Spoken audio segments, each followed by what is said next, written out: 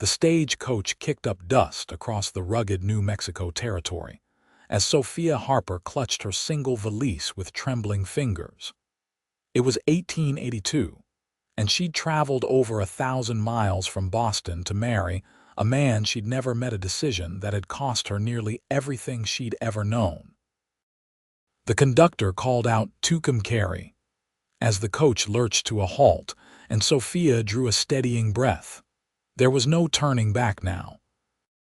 As she stepped down onto the dusty Main Street, her navy traveling dress already collecting a fine layer of frontier dirt, Sophia tried to appear composed despite her racing heart. Tucumcari wasn't much to look at, a collection of wooden buildings stretched along a single street, with the occasional adobe structure breaking up the monotony. The scent of livestock, leather, and whiskey hung in the air, so different from Boston's refined neighborhoods. "Miss Harper." A gruff voice called from her left. Sophia turned to see a weathered man with a thick mustache and a deputy's badge. "Yes, that's me. Sheriff sent me to escort you to the Ross place. Name's Deputy Miller." He took her valise without ceremony. "Follow me, madam." As they walked, Sophia felt eyes following her. Whispers drifted on the breeze. Words like mail order and desperate reached her ears. "That's her, the male bride for Ross," a woman in a gingham dress asked loudly enough to be heard. "Poor girl must be desperate to answer an advertisement," another replied. "Can't imagine what kind of woman has to buy herself a husband." Heat rushed to Sophia's cheeks as she kept her gaze firmly on the packed earth beneath her feet. In Boston, her family's sudden financial ruin after her father's death had left her with limited options. Becoming a mail-order bride had seemed practical, even adventurous.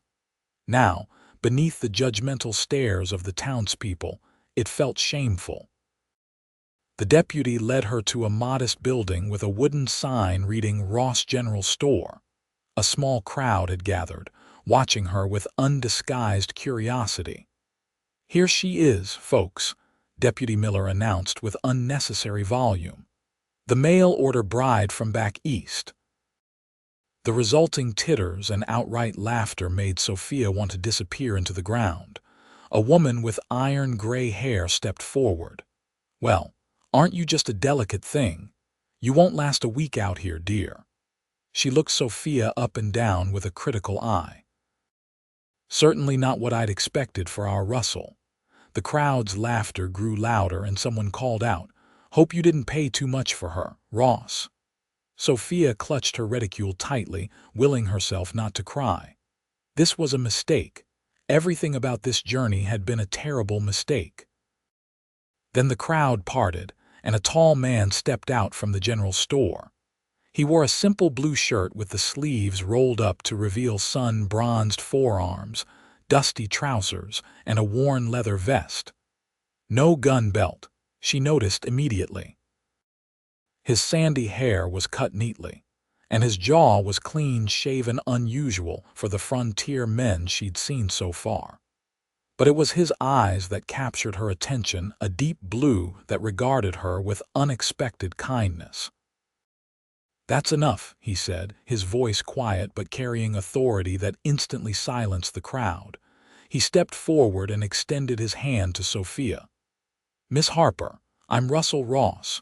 Welcome to Tucumcari." The crowd continued to murmur, and one of the men laughed outright. "Russ, you could have done better than sending away for some city girl. Mary Jenkins has been sweet on you for years." Russell turned to face the crowd, his expression hardening slightly. "Miss Harper has shown more courage in coming here than most of you have shown your entire lives." Then he looked back at Sophia, and his stern expression melted into a gentle smile. "They can laugh all they want," he said softly, for her ears alone. "You are the only one I need."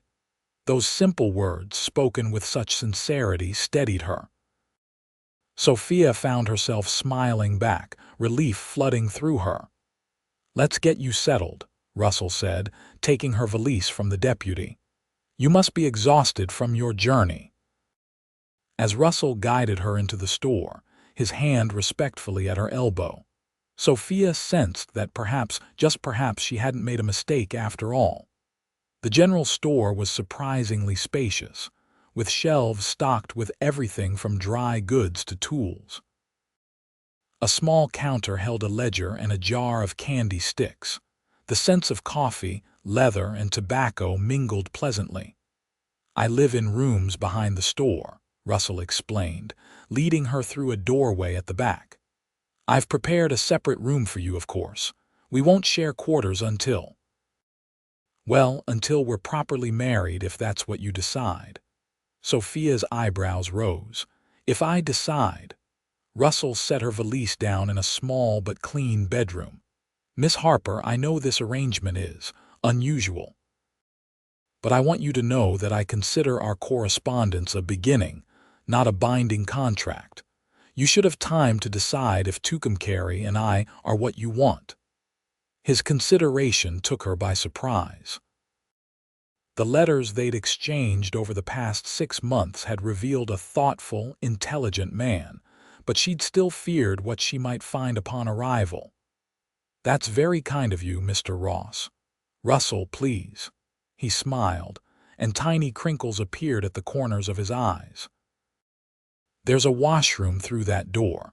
I'll leave you to freshen up. When you're ready, I thought we might have supper and talk properly." After he left, Sophia sank onto the narrow bed and released a long, shaky breath.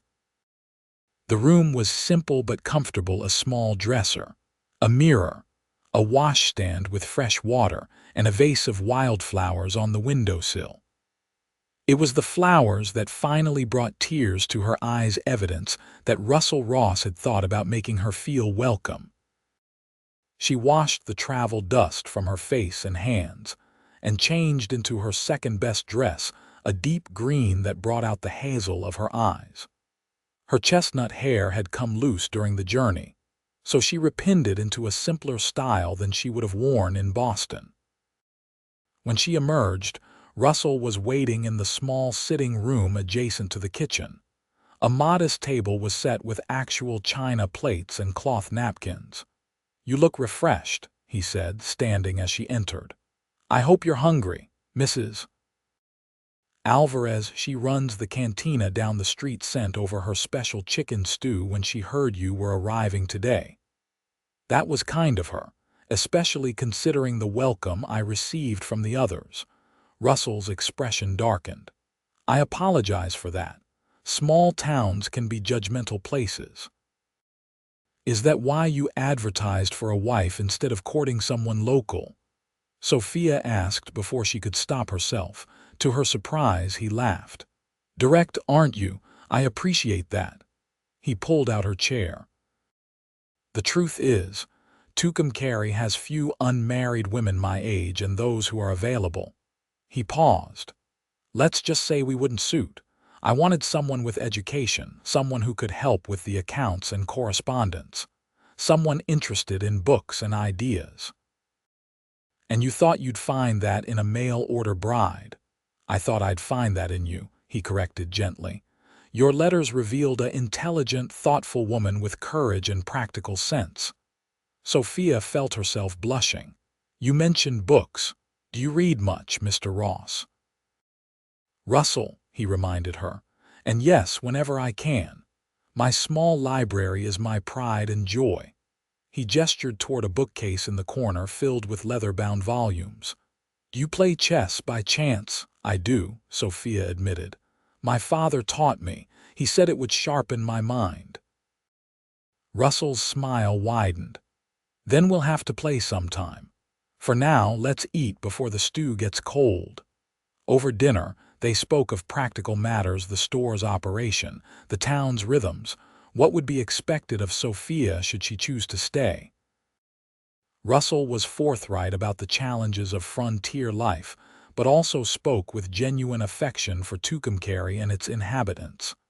"Despite today's reception, they're good people at heart," he insisted. "They'll come around once they know you. You sound very certain." "I am." He refilled her water glass. It's hard not to like someone who quotes Emerson and discusses Thoreau's views on self-reliance in her letters. Sophia laughed. I worried you might find that pretentious. Not at all. It was refreshing. He hesitated, then added, May I ask what brought you to answer my advertisement? Your letter spoke of your teaching position in Boston, but little about why you chose to leave it behind. Sophia set down her spoon, debating how much to reveal. My father died 2 years ago. He was a professor at Harvard, but had made some unwise investments. After his death, my mother and I discovered we had very little left. She swallowed hard. Mother went to live with my older sister in Philadelphia. I had my teaching position, but the salary barely covered my room and board. When I saw your advertisement seeking an educated woman to be your wife and help with your business. She shrugged. It seemed practical. Practical, Russell repeated, studying her face. And perhaps a bit adventurous. Sophia smiled despite herself. Perhaps Boston had become stifling. Every corner held memories of what we'd lost. Russell nodded. I understand loss. My parents died of influenza when I was 19. I came west shortly after. I'm sorry, Sophia said softly. It was a long time ago. Russell cleared his throat. Tomorrow, would you like to see the town properly? Without the staring audience? I'd like that. Later, as Sophia prepared for bed in her small room, she found herself reflecting on the day's events. The journey had been exhausting, the welcome humiliating, but Russell Ross was not what she'd feared. He was educated, kind, and considerate, and there was something in his blue eyes that made her pulse quicken in a most improper way. She fell asleep, listening to the unfamiliar sounds of the frontier night coyotes calling in the distance, the occasional burst of laughter from the saloon down the street, and the soft creak of Russell moving about in the next room. Morning came with brilliant sunshine streaming through the small window. Sophia woke disoriented before remembering where she was. Tucumcari, New Mexico territory, thousands of miles from everything familiar. She dressed in one of her plainer dresses, a light blue cotton that would be practical for a day of walking, and found Russell already awake, brewing coffee in the small kitchen. Good morning, he greeted her. I hope you slept well. Better than expected, she admitted. Though the coyotes took some getting used to, he chuckled. You'll hardly notice them after a while. Coffee, please. He poured her a cup and added, I need to open the store soon, but I thought we could have breakfast first, then I can show you around town before the midday rush. That sounds lovely. Breakfast was simple but hearty: eggs, bacon, and biscuits that Russell admitted were purchased from the baker down the street. I can manage basic cooking, he explained with a wry smile, but baking is beyond my skills. I'm quite a good baker, Sophia offered. My mother insisted I learn household management despite our circumstances. Then perhaps you'll take pity on me and make biscuits sometime. His smile was warm, and Sophia found herself smiling back. After breakfast, Russell opened the store while Sophia tidied the kitchen. She could hear him greeting customers, his voice friendly but professional. Curious, she peeked through the doorway and watched him weigh sugar for an elderly woman, their conversation flowing easily. He had a natural way with people. She realized no wonder he'd managed to establish himself in this frontier town. When the morning rush slowed, Russell handed the store over to a young man named Thomas. My assistant, he explained to Sophia. He manages when I need to be elsewhere. Ready to see Tucumcari. The town looked different in the morning light, less intimidating, more alive with purpose. Russell pointed out the various establishments: the blacksmith, the livery stable, the small schoolhouse, the church that doubled as a meeting hall. And this, he said, stopping before a modest building with a freshly painted sign, is our newest pride and joy, the Tucumcari Lending Library. Sophia's eyes widened. A lending library in a frontier town. Russell's expression was almost shy. It was my project. Started with my own books, then convinced others to donate. It's small, but growing. May we go inside? The library consisted of one room with shelves lining the walls and a reading table in the center. A middle-aged woman with spectacles looked up from her desk. "Russell," she exclaimed, then noticed Sophia. Her smile faltered slightly. "And this must be your bride, Miss Sophia Harper," Russell introduced formally. "Sophia, this is Mrs. Eleanor Palmer, our volunteer librarian and the doctor's wife." Sophia stepped forward with a genuine smile. "What a wonderful little library, Mrs. Palmer. I was a teacher in Boston before coming west, and I can't tell you how delighted I am to find books here." Mrs. Palmer's expression softened slightly. "You were a teacher. What subjects?" "Literature and basic mathematics for girls aged 12 to 16. "Indeed. We've been looking for someone to assist with our school. We have nearly 30 children now, and poor Miss Thompson is overwhelmed trying to teach all ages." "I would be happy to help if needed," Sophia said, warming to the conversation. "Do you have many classics? I noticed Mr. Ross has a fine collection of Emerson and Thoreau." Mrs. Palmer's eyebrows rose. "You've read Emerson?" "And Dickens, Austen, the Brontes, and as much Shakespeare as I could find," Sophia confirmed. "My father was a professor of literature." For the next 20 minutes, the women discussed books while Russell watched with an approving smile. By the time they left, Mrs. Palmer was significantly warmer, inviting Sophia to the Ladies' Aid Society meeting the following week. "You've made a friend," Russell observed as they continued their walk. "I hope so.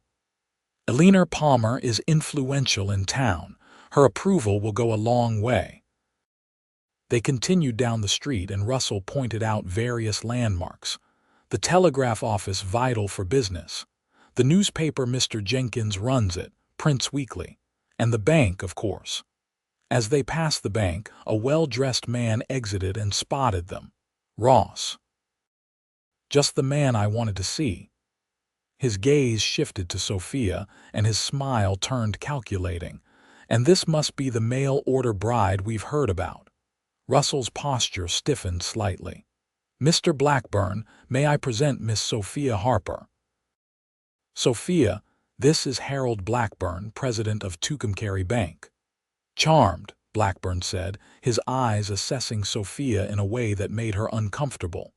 "From Boston, I understand. Quite a change from civilization."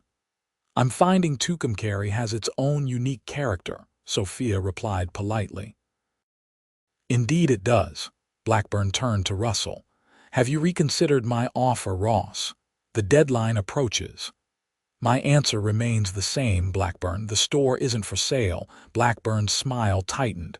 "Pity. With your new responsibilities, I thought you might appreciate a lump sum. A fresh start elsewhere, perhaps." "We're quite content here, thank you." Russell placed a protective hand at Sophia's elbow.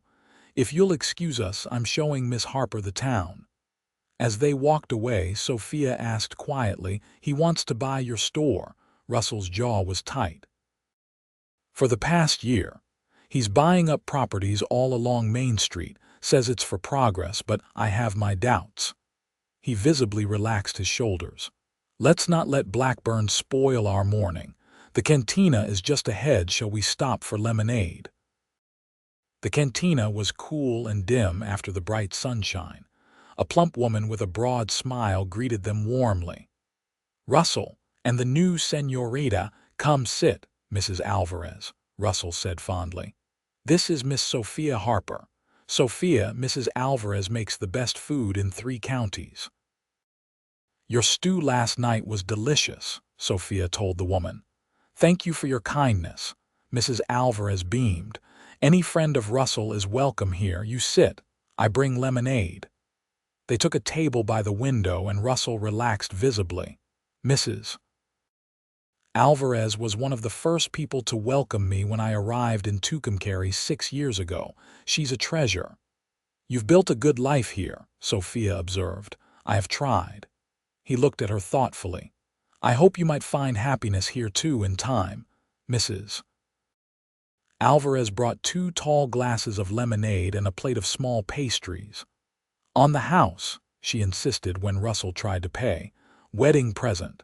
Sophia felt herself blush. We haven't actually. Soon, Mrs. Alvarez said with a wink, patting Sophia's hand before returning to the kitchen. Russell looked embarrassed. I apologize. People tend to assume it's all right, Sophia assured him.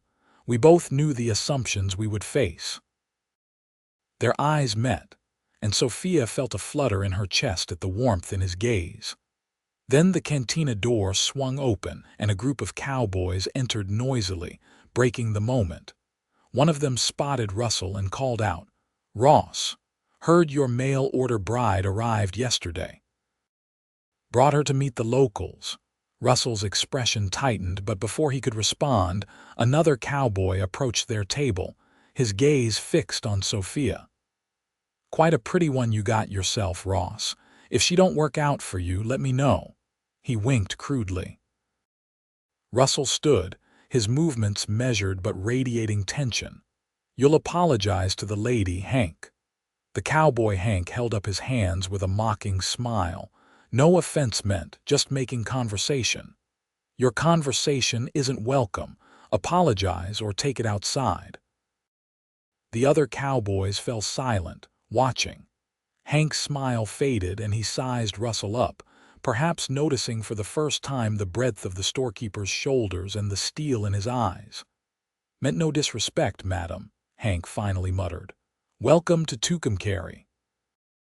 Thank you, Sophia replied coolly.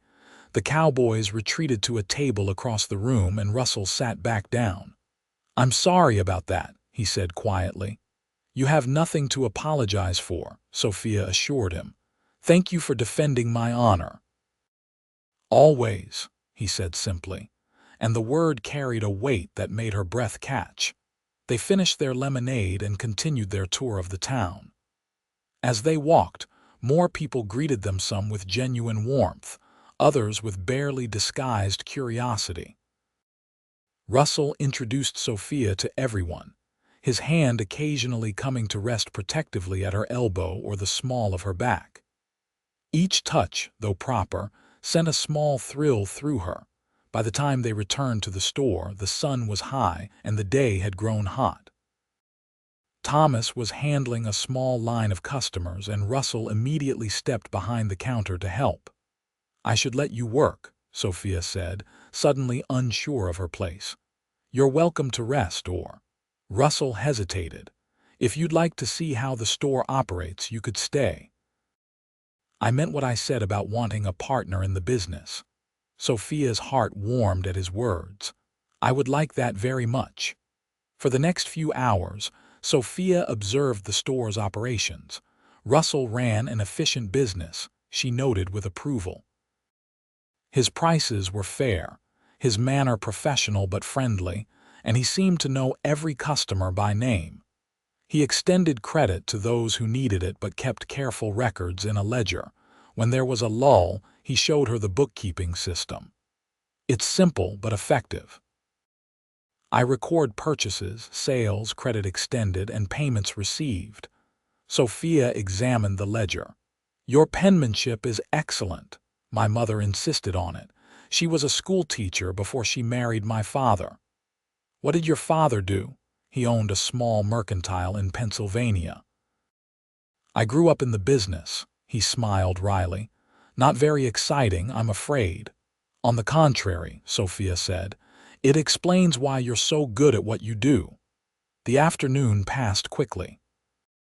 When Thomas left at 5, Russell showed Sophia how to close the store, counting the till, securing the more valuable merchandise, locking the doors and windows. I usually have a simple supper, and then catch up on correspondence and orders in the evening, Russell explained. But tonight I thought, He looked uncharacteristically nervous. "Mrs. Alvarez invited us for supper at the cantina, a proper welcome for you. Would you like to go?" "That sounds wonderful," Sophia said, touched by the gesture. She changed into her best dress, a deep burgundy with modest lace trim, and found Russell waiting in his best shirt and a clean vest, his hair neatly combed. "You look beautiful," he said simply. "Thank you. You look very handsome yourself." He offered his arm, and they walked together to the cantina, which had been transformed with lanterns and flowers. Mrs. Alvarez had outdone herself with a feast of local specialties, spicy stews, fresh tortillas, and dishes Sophia had never encountered in Boston. To Sophia's surprise, several townspeople had been invited, including Mrs. Palmer and her husband the doctor, Sheriff Jenkins and his wife, and even the young schoolteacher, Miss Thompson, who eagerly engaged Sophia in conversation about teaching methods. As the evening progressed, Sophia found herself relaxing. These people were genuinely interested in getting to know her, asking about Boston, her teaching experiences, and her journey west. No one mentioned mail-order bride, and Sophia began to hope that perhaps she might find acceptance in Tucumcari after all. After the meal, Russell excused himself briefly to speak with Dr. Palmer. Mrs. Alvarez took the opportunity to sit beside Sophia. "He is a good man, yes," she said, nodding toward Russell. "He seems to be," Sophia agreed. "Not seems, is." Mrs. Alvarez's expression grew serious. "When the fever came 3 years ago, many children sick, no medicine. Russell rode 3 days to Santa Fe and back to get what was needed. When the Miller family lost their farm to fire, Russell extended credit, no questions. When my Carlos died." Her eyes grew moist. "Russell made sure I kept the cantina." Sophia was deeply moved. "Thank you for telling me this." Mrs. Alvarez patted her hand. "He deserves happiness." "Maybe you bring it, yes." Before Sophia could respond, Russell returned. His eyes found hers across the room, and the warmth in his gaze made her heart flutter. Yes, she thought, perhaps she could bring him happiness and find her own in return. The days that followed fell into a pleasant rhythm. Sophia helped in the store in the mornings, learning the business and beginning to know the customers. In the afternoons, she assisted Miss Thompson at the schoolhouse 3 days a week. The children were curious about the city teacher, but they were eager to learn, and Sophia found herself enjoying teaching again. Russell was everything his letters had promised: intelligent, kind, hardworking, and surprisingly well-read for a frontier shopkeeper. In the evenings, they often played chess or read together in comfortable silence. Sometimes he would read poetry aloud while she sewed, his deep voice giving new dimension to familiar verses. They hadn't discussed marriage since her arrival, and Sophia appreciated his patience. Still, she found herself increasingly drawn to him, his quiet strength, his thoughtfulness, the rare but wonderful smile that transformed his serious face. 2 weeks after her arrival, Russell announced over breakfast that he needed to ride to a nearby ranch to deliver a special order. "Would you like to come along?" he asked. "It's about an hour's ride, and the Thompson Ranch is quite beautiful. Mrs. Thompson has invited us for lunch." Sophia hesitated. "I haven't ridden since I was a girl. I have a gentle mare you could ride, or you could ride double with me if you prefer." The thought of riding pressed against Russell's broad back made her blush. "I'm sure I can manage the mare." Thomas agreed to mind the store, and Russell prepared the horses while Sophia changed into her most practical skirt and boots. When she emerged, Russell was waiting with 2 saddled horses, a sturdy bay gelding for himself and a dappled gray mare for her. "This is Daisy," he said, patting the mare's neck.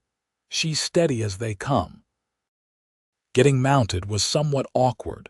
Sophia hadn't realized how restrictive even her practical skirt would be, but Russell helped her with gentle hands at her waist, and soon they were riding out of town. The landscape beyond Tucumcari was breathtaking, vast expanses of golden grassland backed by distant mesas and mountains. The October air was crisp but not cold, and the sky stretched endlessly blue above them. "It's beautiful," Sophia breathed, relaxing into the mare's steady gait. "Different from Massachusetts, I imagine," Russell said, riding beside her. "Completely. So much space, so much sky. It can be overwhelming at first," he acknowledged. "When I arrived out west, I'd never seen anything like it, felt exposed somehow." "Yes, exactly." She was pleased he understood. "But now I can't imagine being hemmed in by buildings and trees again." He looked out at the horizon. "There's freedom in this landscape, room to breathe, to think, to become who you're meant to be." They rode in comfortable silence for a while, Sophia adjusting to the rhythm of the horse. Occasionally, Russell would point out landmarks or name the distant mountain ranges. The natural ease between them surprised her, as if they'd known each other far longer than 2 weeks. The Thompson Ranch appeared as they crested a small rise, a sprawling adobe house surrounded by outbuildings and corrals. Horses grazed in nearby pastures, and a windmill turned lazily in the breeze. The Thompsons run one of the most successful horse operations in the territory, Russell explained as they approached. "Bill Thompson has a gift for breeding and training." They were greeted by the rancher himself, a weathered man with a handlebar mustache, and his wife Martha, a cheerful woman who immediately ushered Sophia inside while the men unloaded Russell's delivery. "So pleased you could come," Martha said, bringing Sophia lemonade in the cool interior of the house. "We've been eager to meet Russell's bride." "I'm not actually," Sophia began. "Oh, not yet, of course," Martha interrupted with a knowing smile. "But Russell's intention was clear in his letters about you. Never seen him so animated. He wrote to you about me. Not directly, but he mentioned your correspondence to Bill. Said he'd found a remarkable woman who might just be willing to share his life." Martha leaned closer. "Between us, it's the most I've ever heard Russell say about his personal feelings. He's usually so reserved." Sophia didn't know how to respond, but was saved by the arrival of the men. Lunch was a pleasant affair: hearty beef stew, fresh bread, and apple pie that Martha proudly declared was made from their own orchard's first harvest. After the meal, Bill insisted on showing them his prized horses. "Got a new stallion from Kentucky," he told Russell proudly. "Cost me a small fortune, but worth every penny." The stallion was magnificent, 17 hands of gleaming black with a proud arch to his neck. Even Sophia, with her limited knowledge of horses, could appreciate his beauty. "He's extraordinary," she said. Bill beamed. "Lady knows quality when she sees it, Russell. Better hold onto this one." Russell's eyes met Sophia's, and something unspoken passed between them that made her heart race. The moment was broken when Bill moved on to show them the new foals born that spring. As they prepared to leave, Martha pressed a jar of apple preserves into Sophia's hands. "For your new home," she said with a warm smile. "Come back anytime." The ride back to town was quieter, both of them reflecting on the day. As they approached Tucumcari, Russell broke the silence. "I hope you enjoyed yourself today. Very much. The Thompsons are lovely people." "They are," he hesitated. "Martha likely said some things." "About your letters mentioning me," Sophia supplied when he faltered. Russell looked embarrassed. "I may have expressed some anticipation regarding your arrival." "I'm glad," Sophia said softly. "I was nervous too, you know. Wondered if you'd be disappointed when you saw me." He reined his horse to a stop, and Sophia did the same. In the golden afternoon light, his blue eyes were intense as they met hers. Disappointed is the last word I would use, Sophia. You've exceeded every hope I had. The earnestness in his voice made her breath catch. As have you, Russell. He smiled then, that rare, transformative smile that made her heart flip, and they rode the rest of the way into town side by side, shoulders occasionally brushing in a way that felt like promise.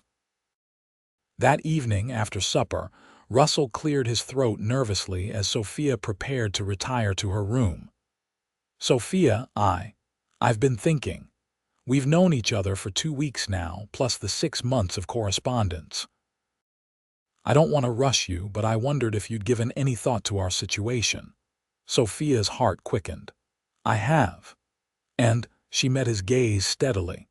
I came to Tucumcari to be your wife, Russell. My feelings haven't changed except perhaps to grow stronger now that I've met you in person.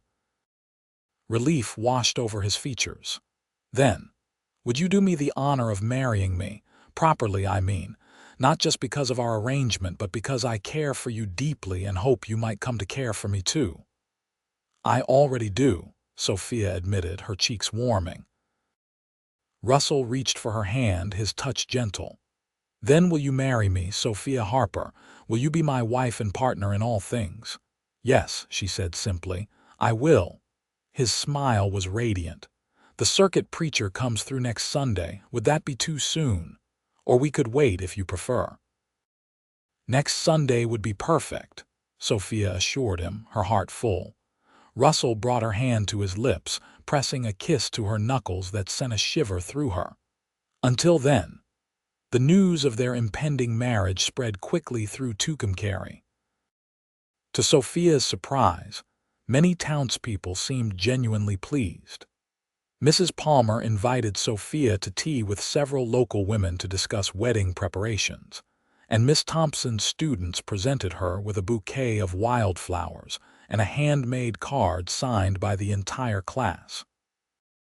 Even those who had initially been cool toward the mail-order bride seemed to be softening, all except Harold Blackburn, who watched their growing happiness with calculating eyes. 3 days before the wedding, Russell was in the storeroom taking inventory while Sophia minded the counter when Blackburn entered the store. Miss Harper, he greeted her with a tight smile. Working already? Ross doesn't waste time, does he? I enjoy helping, Sophia replied coolly. Is there something I can assist you with today, Mr. Blackburn? Actually, I was hoping for a private word.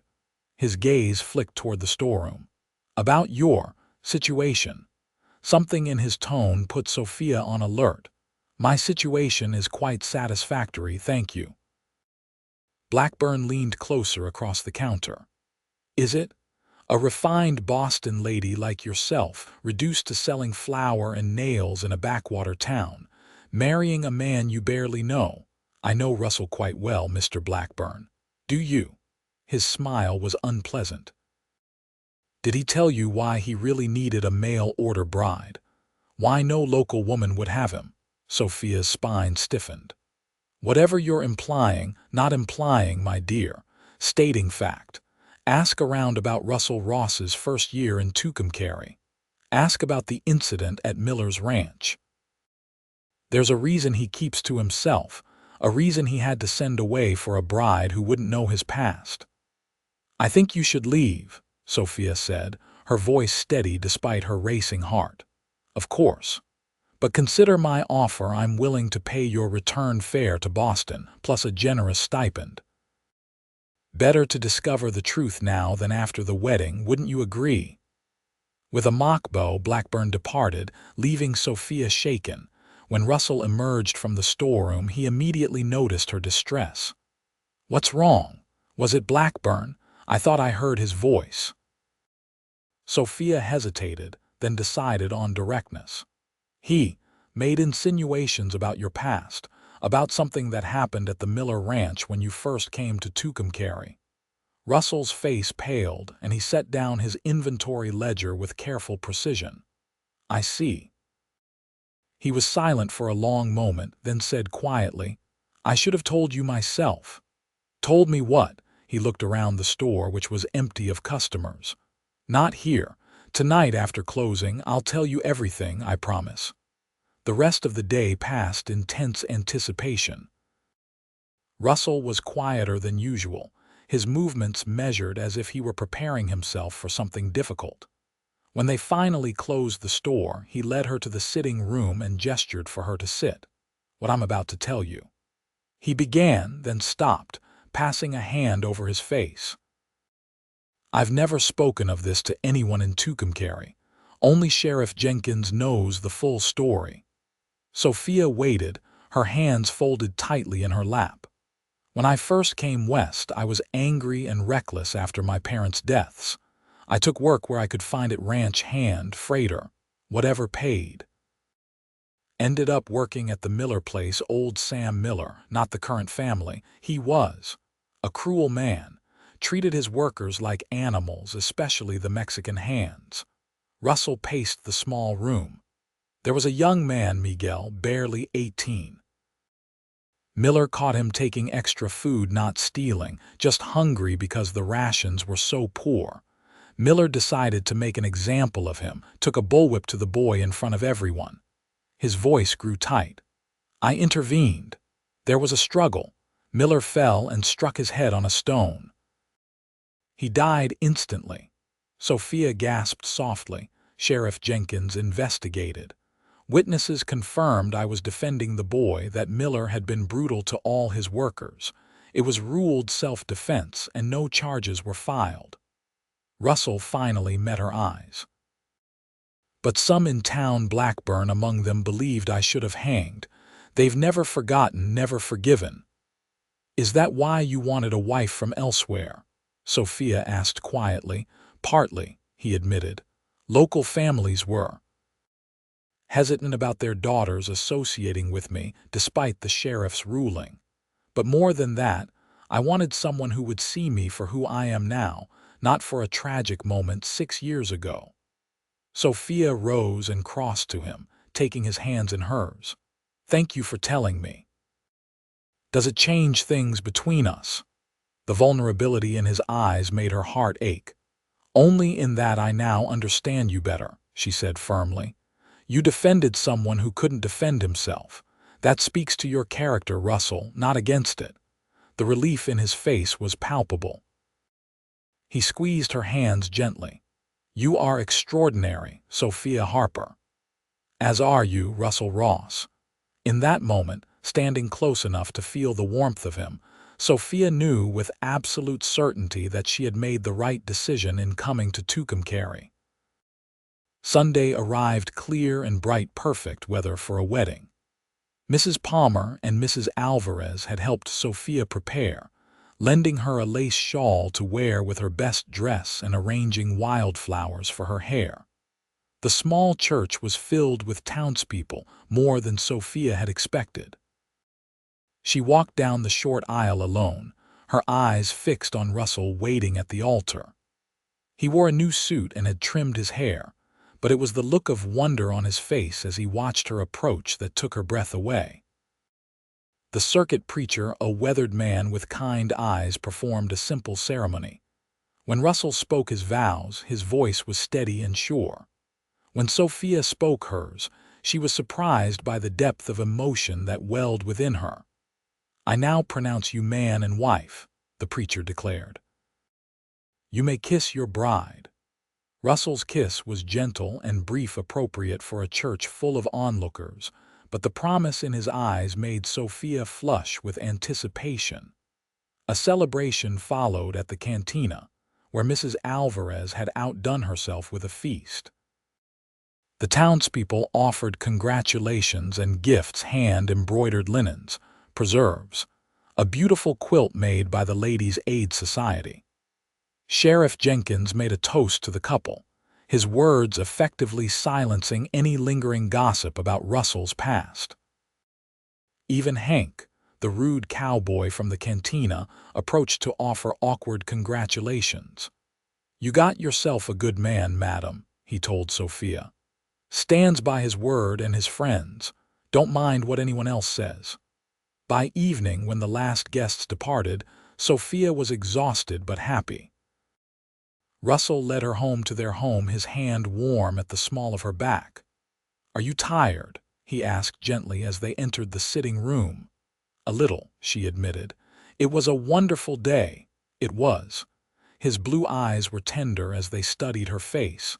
"You make a beautiful bride, Mrs. Ross." The new name sent a thrill through her. "I like the sound of that." Russell stepped closer, brushing a stray curl from her cheek. "May I kiss you properly now, without the entire town watching?" Sophia's heart quickened. "I wish you would." His lips met hers, soft at first, then with growing intensity as she responded. His arms encircled her waist, drawing her closer, and Sophia found herself melting against him, her hands sliding up to his shoulders. When they finally parted, both were breathing faster. Russell rested his forehead against hers. "I've wanted to do that since the moment you stepped off the stage, coach. Even with the dust and travel wrinkles," she teased softly, "especially then. You looked so brave and determined." He kissed her again, briefly. "I knew in that moment that my letters hadn't done you justice." Later, much later, as they lay together in what was now their bedroom, Russell's arms around her and his steady heartbeat beneath her cheek, Sophia reflected on the journey that had brought her to this place. From Boston socialite to impoverished teacher to mail-order bride, and now to wife and partner to a man she was rapidly coming to love. "What are you thinking?" Russell murmured, his fingers tracing lazy patterns on her bare shoulder. "That I'm glad I had the courage to answer your advertisement," she said honestly. He tightened his arms around her. "I thank God every day that you did." Life as Mrs. Russell Ross settled into a pleasant routine. Sophia took an active role in the store, introducing new merchandise she thought might appeal to the women of Tucumcari fabrics from back east, hair ribbons, even a selection of books that Mrs. Palmer helped her choose for the more literary-minded customers. She continued helping at the school 2 afternoons a week, finding satisfaction in the children's progress. The townspeople gradually accepted her, no longer the mail-order bride, but simply Mrs. Ross, the storekeeper's capable wife. Russell seemed to thrive with Sophia by his side. His natural reserve softened, and he laughed more easily. The business prospered under their joint management, and they began making plans to expand the store into the vacant building next door. Only Harold Blackburn remained a shadow over their happiness. His determination to acquire Russell's store intensified, and his methods grew less subtle. First came rumors that the Rosses were extending too much credit, risking financial instability. Then a shipment of goods they'd ordered went missing, later found accidentally rerouted to a town 50 miles away. "He won't stop," Russell admitted one evening as they discussed the latest incident, a potential supplier suddenly refusing to work with them after a visit from Blackburn. "Not until he has what he wants." "Which is what, exactly?" Sophia asked. "There must be more to it than just acquiring your store." Russell sighed. "I've been asking myself the same question. The location is good but not exceptional. The business is profitable but not extraordinarily so. Could it be personal? Because of what happened at the Miller Ranch, perhaps, though Blackburn's never struck me as a man to hold a grudge without profit in it." Russell frowned thoughtfully. "There's something we're missing." The answer came unexpectedly a week later when Bill Thompson stopped by the store with news. "Railroad's coming through," he announced without preamble. "Survey crew was at my place yesterday. They're planning a line from Santa Fe to El Paso, and Tucumcari's on the route." Russell and Sophia exchanged a look of sudden understanding. "When did the survey start?" Russell asked. "About 6 months back, I reckon. They've been quiet about it, but word's getting out now." 6 months, Sophia repeated after Bill had left. "Right around the time Blackburn started pressuring you to sell." And right around the time I placed the advertisement for a bride, Russell added. I was so focused on personal matters I missed what was happening. He must have known about the railroad plans, Sophia concluded. That's why he's buying up properties along Main Street. Once the railroad comes, land values will soar. Russell nodded grimly. And my store sits right where they'd likely build the station. The next day, Harold Blackburn entered the store during the quiet afternoon hours. His smile was smug as he approached the counter where Russell was working. Time's running out, Ross. My final offer stands until tomorrow, twice the property's current value. After that, well, he shrugged. Banking can be an unpredictable business. Loans get called in. Credit disappears. Is that a threat, Blackburn? Russell's voice was dangerously calm. A business reality. Think of your new bride. Would be a shame if she had to return east in disgrace when your business fails. Russell's hands clenched on the counter, but before he could respond, Sophia emerged from the storeroom. Mr. Blackburn, she said coolly, how convenient that you're here. I was just reading the territorial statutes regarding insider trading and fraud. Blackburn's smile faltered. I don't know what you mean. No. Then you haven't been using your position at the bank to acquire properties along the proposed railroad route, properties whose owners don't yet know about the coming railroad. His face darkened. You can't prove anything. Perhaps not, Sophia agreed pleasantly. But the territorial governor might be interested enough to investigate, especially given his recent proclamations about railroad development benefiting all citizens, not just the well-connected few. You're bluffing, Blackburn said, but uncertainty had crept into his voice. My father corresponded regularly with Governor Sheldon when he was at Harvard, Sophia continued, naming the current territorial governor. Academic circles are quite small, Mr. Blackburn. I wonder what he would think of your business practices. Russell watched this exchange with barely concealed amazement at his wife's cool strategy. Blackburn's face had turned an unhealthy shade of red. This isn't over, he spat, storming toward the door. Oh, I think it is, Sophia called after him. Unless you'd prefer those telegrams to the governor and the Santa Fe Railroad Company to be sent today rather than tomorrow. The door slammed behind him. Russell turned to Sophia with newfound admiration. Governor Sheldon, your father knew him. A mischievous smile played at her lips. Not that I'm aware of, but Blackburn doesn't know that. Russell's laugh started small, then grew until he was leaning against the counter for support. Sophia Ross, you are magnificent. I simply applied what I learned from chess. Anticipate your opponent's moves and plan accordingly. Still chuckling, Russell came around the counter and pulled her into his arms. I do believe my mail-order bride has saved the day. Your wife, she corrected, rising on tiptoes to kiss him. And partner, indeed. His eyes grew serious. I love you, Sophia, more than I ever thought possible. And I love you, she replied simply, the words feeling right and true in her heart. Blackburn made no further attempts to acquire their store. When the railroad plans became public knowledge a month later, the townspeople were abuzz with excitement about Tucumcari's future prosperity.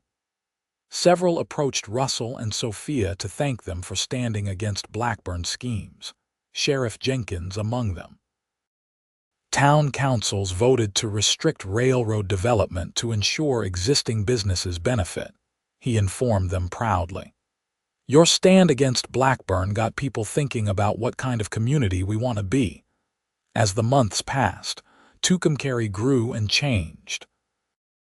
The railroad construction brought new people, new opportunities. Russell and Sophia expanded their store as planned, adding a dedicated book section that quickly became Sophia's pride and joy.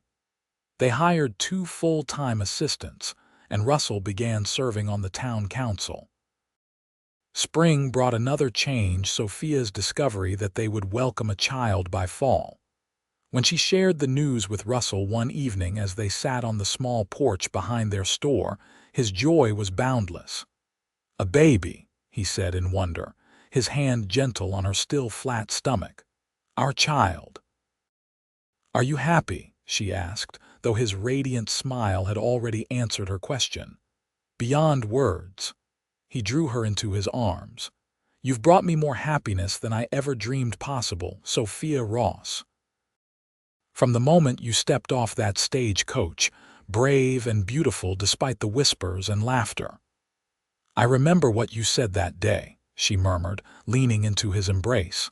"They can laugh all they want. You are the only one I need." "And it's still true," he said softly, kissing her hair. "You are all I need, you and now our child." As twilight settled over Tucumcari, painting the distant mesas in gold and purple, Sophia reflected on the journey that had brought her here. The desperate young woman who had answered a stranger's advertisement, seeking a bride, now seemed like someone from another life, a life she could scarcely remember wanting. Here, in Russell's arms, with the promise of their child growing within her and a community that had become home, Sophia had found something she hadn't even known she was seeking. Not just security or adventure, but a love that had transformed her as surely as she had transformed the quiet shopkeeper who had won her heart. The whispers and laughter of her arrival day were long forgotten, replaced by respect and friendship from the townsfolk who had come to know her. And if occasionally a newcomer raised an eyebrow at the mail-order bride who had married Russell Ross, Sophia merely smiled, secure in the knowledge that some of life's greatest blessings come from the most unexpected beginnings. In October, as the first golden leaves began to fall, Sophia gave birth to a healthy son they named James, after Russell's father. The entire town celebrated, with Mrs. Alvarez preparing special meals, Mrs.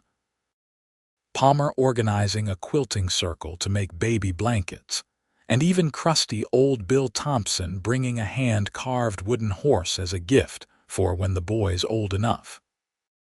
As Sophia watched Russell hold their son, his expression one of awe and tender love, she knew that answering that advertisement had been the wisest decision of her life. From mail order bride to beloved wife, mother, and respected member of the community, her journey had been unexpected but perfect in its own way. And when, years later, their children would ask how their parents met, Russell would always begin the story the same way. "Your mother was the bravest woman in the West. She traveled 1,000 miles to marry a man she'd never met, and when some folks laughed at her for being a mail-order bride." He would always pause here to look at Sophia with that same special smile she'd first seen on the day of her arrival. "I knew right then that she was the only one I would ever need."